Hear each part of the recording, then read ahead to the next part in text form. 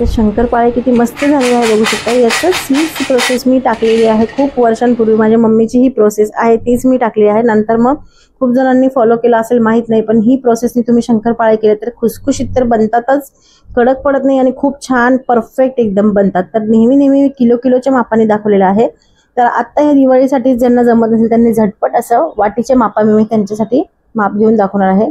1 वाटी इथे दूध घेतलेलं आहे, त्याचबरोबर अर्धा वाटी इथे तूप टाकून घ्यायचं आहे। आणि माझ्या पूर्ण डिटेल व्हिडिओ तुम्ही मी चॅनलच्या शेवटी लिंक देते, तो जाऊन बघा आणि तिथे बघा तो किती वर्षांपूर्वी मी टाकलेला आहे, जवळपास 7 वर्ष झाले असतील। तर हीच प्रोसेसनी आम्ही नेहमी शंकरपाळे करतो, जशी माझी आई करते तशीच। आणि आता दूध टाकलेलं आहे, त्यामध्ये तूप टाकलेलं आहे, त्यानंतर त्याच्यात पाऊण वाटी साखर टाकलेली आहे। 1 वाटी दूध, अर्धा वाटी तूप आणि पाऊण वाटी साखर। आता वाटीचे प्रमाण मी ह्यावेळेस दाखवते आहे, दरवेळेस मी दिवाळीमध्ये किलोचेच प्रमाण दाखवलेले आहे, म्हणून ज्यांना कमी क्वांटिटीमध्ये करायचं आहे त्यांच्यासाठीही मी आज रेसिपी दाखवत आहे। तर आता एकदम सोपं आहे। साखर मेल्ट, दूध गॅस चालू आहे खाली आणि दूध जास्त गरम करायचं नाहीये। मला साखर, तुम्ही पिठी साखर वापरली तर दूध गरम करायची पण गरज पडत नाही, नुसतं कोमट करून घ्यायचं आहे। मी नॉर्मल साखर वापरली होती म्हणून मी इथे थोडंसं दूध गरम करून घेतलं होतं, साखर मेल्ट होते पटकन। आणि त्यामध्ये आता रवा टाकून दिलेला आहे। तर आता रवा चांगला इथे भिजून जातो याच्यामध्ये व्यवस्थित। आता हे मी ज्याच्यात मळायचं आहे आपल्याला शंकरपाळ्याचं पीठ, त्यात मी ट्रान्सफर करून घेते आहे। आता पातेलं तुम्ही बघू नका, कारण मग ते पाणी उकळ होतं त्यामुळे ते थोडंसं काळं पडलेलं आहे। आणि आता बाकीचे खूप कमेंट्स येतात व्हिडिओमध्ये मग काही, त्यामुळं आता हे खूप सोपी प्रोसेस आहे।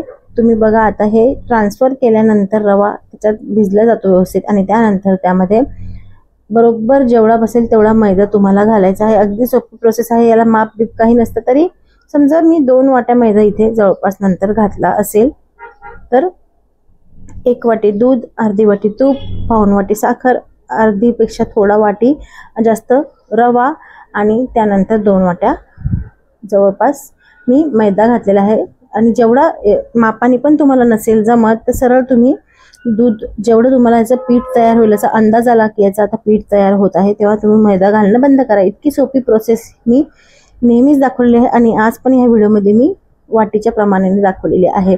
तर अशा प्रकारचं असं सॉफ्ट थोडंसं पीठ तुम्हाला मळून घ्यायचं आहे। गरम असल्यामुळे ते पीठ एकदम छान असं मळलं जातं आणि मऊसूत एकदम पीठ हे मळून होतं दूध गरम असल्यामुळे। त्यामुळं दूध थोडंसं गरम करून घ्यायचं आहे तुम्हाला। आणि बघा, थोडंसं सॉफ्ट असंच मी इथे पीठ मळून ठेवलेलं आहे। आणि काय लगेच तुम्ही शंकरपाळे बनवायला घेऊ शकता, याला भिजवायचीही गरज पडत नाही। इतके सोप्या पद्धतीने हे शंकरपाळे बनवून तयार होतात आणि इतके पटकन होतात की अर्ध्या तासाच्या आतच तुमचे शंकरपाळे बनवून तयार होतील। एकीकडे तेल तापत ठेवलेलं आहे आणि आता ह्या जेवढं पोर्शन होतं त्याचे 3 मोठे मी इथं पार्ट करून घेतलेले आहे।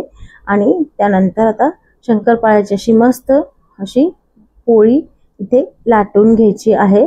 आता तुम्हाला साखर थोडी जास्त टाकायची असेल तर टाकू शकता, पण हे माप एकदम परफेक्ट होतं, जास्त गोड पण होत नाही। आणि आता शंकरपाळे बघू शकता, काठ बिलकुल फाटलेले नाहीये शंकरपाळ्याचे, बघू शकता तुम्ही। याची हेच आहे की दूध तुम्हाला गरम करून घ्यायचं आहे, ही टिप तुम्ही लक्षात ठेवा। आणि इतक्या पटकन हे बनतात, याला ना भिजवायची गरज पडत ना भिजू द्यायची गरज पडत। बनवले, मळले की लाटले आणि तळले की लगेच हे शंकरपाळे झटपट तयार होतात। म्हणूनच अजूनपर्यंत मनीज रेसिपीला सबस्क्राईब केलं नसेल तर लाल बटन दाबून लवकर सबस्क्राईब करा आणि बेलच्या आयकॉनला प्रेस करून ठेवा, म्हणजे अशा रेसिपीज पोस्ट झाल्या की तुम्हाला मोबाईलवर नोटिफिकेशन येत जाईल। आता मी लेफ्ट हँडनी कट केल्यामुळे माझा हात थोडा इकडे तिकडे सरकला, त्यामुळे मला व्हिडिओ व्यवस्थित दाखवायचा, त्यामुळे मी लेफ्ट हाताने कसं तरी कट करते आहे। तुम्ही व्यवस्थित नंतर कट करून घ्यायला हव्या त्या आकारांमध्ये, जसं शंकरपाळ्याचा आकार आहे तेवढाच थोडासा मोठा स्क्वेअरच छान वाटतं। तुम्हाला छोटे मोठे जेवढे हवे असतील तेवढ्या आकारामध्ये तुम्ही याला कापून घ्यायचे आहे।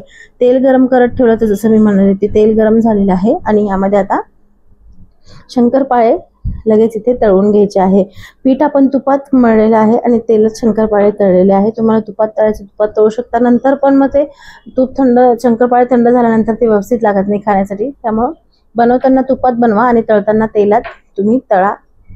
आणि मस्त अशी गुलाबी रंगाचे हुसतरीला तळून घ्यायचे आहे। कोणाकोणाला जास्त डार्क आवडतात, काही मी डार्क तळले होते थोडेसे, पण बाकीचे मी सगळे गुलाबीच असे छान तळून घेतलेले आहे। आणि एकदम मस्त असे शंकरपाळे इथे खुसखुशीत झालेले आहे, टेस्टी झालेले आहे। मुलांना खूप आवडतात खाण्यासाठी, टिफिनमध्ये भरून देऊ शकता, घरी आल्यावर हातानेच मुलं घेऊन खातात एकदा बनवून ठेवले की।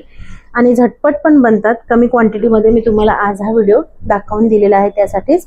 तर व्हिडिओ आवडल्यास व्हिडिओला तुम्ही फीडबॅक देऊ शकता आणि अजून काय काय रेसिपीज तुम्हाला बघायला आवडतील ते पण कमेंट करून सांगा, त्या मी बनवून दाखवण्याचा प्रयत्न करेल। तर मस्त असे आमचे शंकरपाळे आता बनवून तयार आहे। मी थंड झाले की याला डब्यामध्ये मस्त भरवून ठेवणार आहे आणि थंड झाल्यानंतरच भरा, गरम गरम भरू नका नाही तर खराब होतील ते।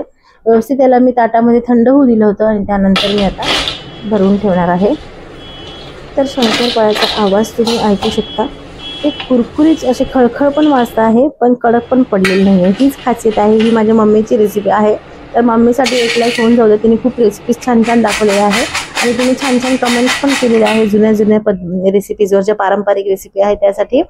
तर आता शंकरपाळे माझे तर बनलेले आहे, तुम्ही पण लागा तयारीला आणि कमी क्वांटिटी म्हणता म्हणता ते भरपूर झालेले आहे। तर अशाच रेसिपीज पाहण्यासाठी मला नक्की फॉलो करायला विसरू नका, इंस्टाग्रामवर पण आणि यूट्यूबला तुम्ही सबस्क्राईब करून ठेवा। तर आता मी इथे तोडून दाखवते तुम्हाला, एकदम असं तोडल्यानंतर वरतून क्रिस्पी क्रिस्पी आणि असं हाताने चुरा केल्यावर बघू शकता त्याचा असा भुगा असा झाल्यासारखा होतोय, चुरा झाल्यासारखा होतो आहे।